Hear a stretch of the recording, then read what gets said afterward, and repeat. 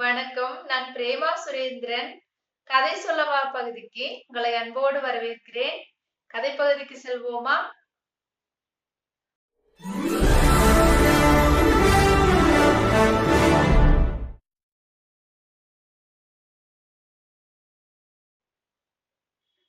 வஞ்சிக்காட்டுல 2 நண்பர்கள் இருந்தாங்க. ஒருத்தரு அணில், இன்னொருத்தரு குரங்கு. இவங்க 2 பேரும் எப்பவுமே மரத்துல தாவிட்டும், ஓடிட்டும், ஏதாவது கிடைச்சா பகிர்ந்து சாப்பிட்டுட்டும் ரொம்ப சந்தோஷமா அவங்க வாழ்க்கைய நடத்திட்டு வந்தாங்க. ஒரு நாள் 2ம் தங்களோட கைகள புடிச்சு 2ம் ஆடிட்டு, விளையாண்டுட்டு இருக்கும்போது, திடீர்னு குரங்கு கீழ விழுந்துருச்சு. விழுந்த உடனே பார்த்தா, அந்த குரங்கு அந்த மரத்துல இருந்து கீழ விழுகும்போது, கீழ படுத்துட்டு இருந்த சிங்கத்தோட தலையோட மேலேயே போய் விழுந்துருச்சு. விழுந்த உடனே சிங்கத்துக்கு கோவம் வந்துருச்சு. குரங்க டப்புன்னு பிடிச்சிருச்சு. பிடிச்சு, என்னோட தூக்கத்தை நீ கெடுக்கிறியா அப்படின்னு கேக்குது. கேட்ட உடனே குரங்குக்கு ரொம்ப பயமாயிருச்சு. ஏன்னா இந்த சிங்கம் பயங்கரமான சிங்கம். தேவையில்லாம எல்லாம் விலங்குகளை கொன்னு சாப்பிடுற சிங்கம். அதனால இதுகிட்ட இருந்து எப்படியாவது தப்பிக்கணும் அப்படின்னு அது நினைக்குது. நினைச்சிட்டு குரங்கு சொல்லுது, நானும் அணிலும் மேல விளையாண்டுட்டு இருந்தோம். அப்போ தெரியாம உங்க மேல நான் விழுந்துட்டேன். என்னை மன்னிச்சிருங்க அப்படின்னு சொல்லுது. சொன்ன உடனே சிங்கம் சொல்லுது, விட மாட்டேன் உன்னை. ரொம்ப நாளாச்சு குரங்கு கறி சாப்பிட்டு. உன்னை இன்னைக்கு நான் சாப்பிட போறேன் அப்படின்னு சொல்லுது. சொன்ன உடனே, ஓ, இன்னைக்கு சிங்கம் என்ன சாப்பிட்டுரும் அப்படின்னு அது நினைக்குது. நினைச்சிட்டு இருந்தாலும் ஒரு ஐடியா பண்ணி எப்படியாவது தப்பிக்கிறதுக்கு முயற்சி பண்ணலாம் அப்படின்னு சொல்லிட்டு குரங்கு சொல்லுது, நீங்க என்ன சாப்பிடக்கூடாது. ஏன்னா அந்த காலத்துல உங்க தாத்தாவும் எங்க தாத்தாவும் ரொம்ப நண்பர்கள் அப்படின்னு சொல்லுது. அத கேட்ட உடனே சிங்கம், என்ன, உங்க தாத்தாவும் எங்க தாத்தாவும் நண்பர்களா? அது எப்படி அப்படின்னு கேக்குது. கேட்ட உடனே, இதுதான் நேரம் அப்படின்னு சொல்லி குரங்கு சொல்லுது, ஆமா, அந்த காலத்துல உங்க தாத்தாவான சிங்கம் எங்க தாத்தாவான குரங்கு ரொம்ப நண்பர்களா இருந்தாங்க. ஒரு நாள் இதே மரத்துக்கு உங்க தாத்தா வந்தாரு. வந்தப்போ எங்க தாத்தா சொன்னாரு, இன்னைக்கு நம்ம ஒரு போட்டி வச்சுக்கலாமா அப்படின்னு கேக்குறாரு. கேட்ட உடனே உங்க தாத்தா சொல்றாரு, தாராளமா போட்டி வச்சுக்கலாம். என்ன போட்டி அப்படின்னு கேக்குறாரு. கேட்ட உடனே எங்க தாத்தா சொல்றாரு, இந்த மரக்கிளையை யார் முதல்ல ஓடி போய் தொடுறாங்களோ அவங்கதான் ஜெயிச்சாங்க அப்படின்னு சொல்றாரு.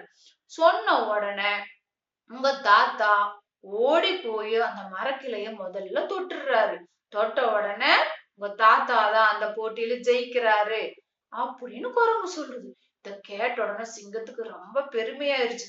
ஆமாமா, எங்க தாத்தா ரொம்ப வில்லாதி வீரர் தான் அப்படின்னு சொல்லுது.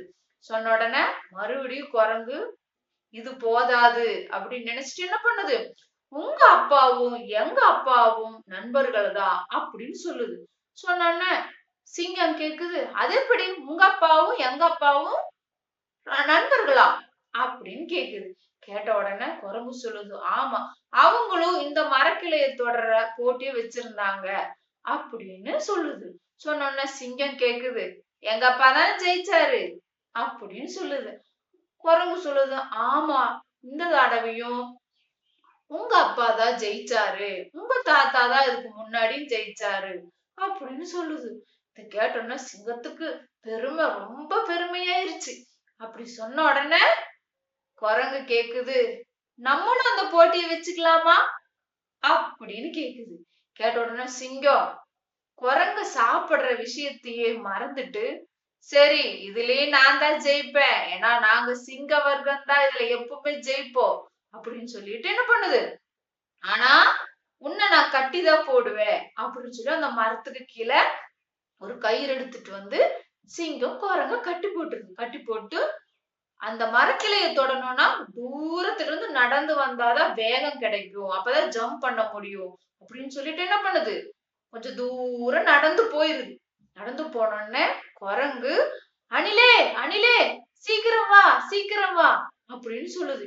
இது எல்லாமே பார்த்துட்டு இருந்த அணில் வேகமா ஓடி குரங்கு பக்கத்துல வருது. குரங்கு சொல்லுது, சீக்கிரம் உன்னோட கட்டையெல்லாம் அவுத்து விடு, இதுதான் தப்பிக்கிறதுக்கு சரியான நேரம் அப்படின்னு சொல்லுது. அணில் தன்னோட கூர்மையான பல்லால கொறிச்சு கொறிச்சு கொறிச்சு அந்த கயிறு எல்லாம் அவுத்து விட்டுறது. குரங்கு மணிலும் ஓடியே போயிடுறாங்க.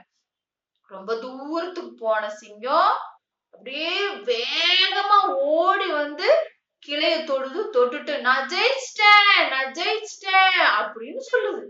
சொல்லும் போது பார்த்தா அந்த மரத்துக்கிட்ட குரங்கே இல்லை.